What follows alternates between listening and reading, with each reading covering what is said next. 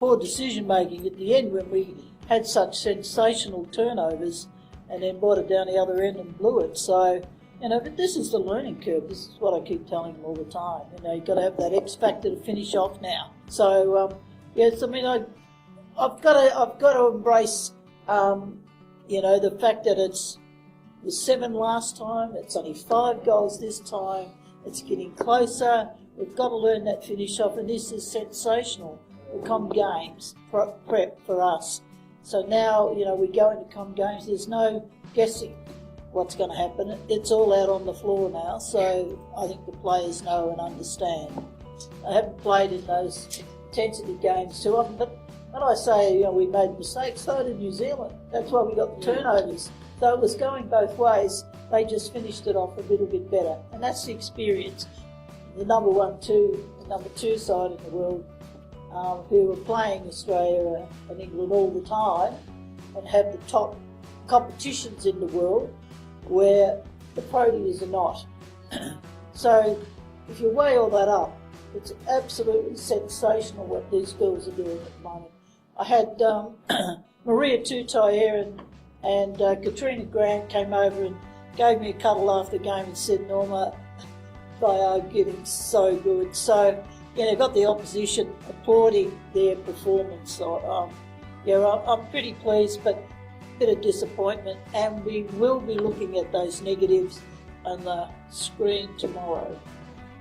You can't back away from not looking at them. Only get better by looking at your mistakes and knowing what you should have done. Play and get to those positions where we either 2 goals in front or we probably like 2 goals behind. I think it's just a matter of now really getting that concentration.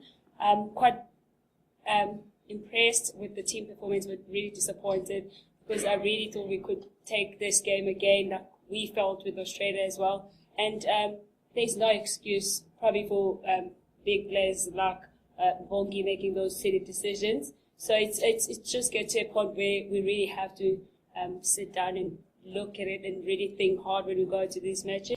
Yeah, I feel that we've applied what we've said we were going to do, which is really pleasing from a coaching point of view.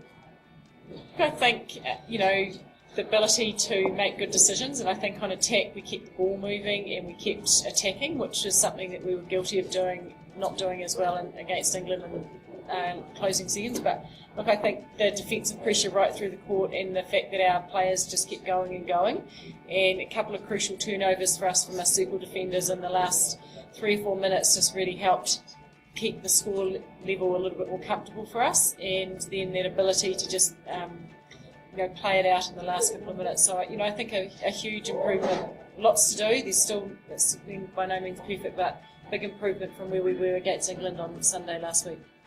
Not at all.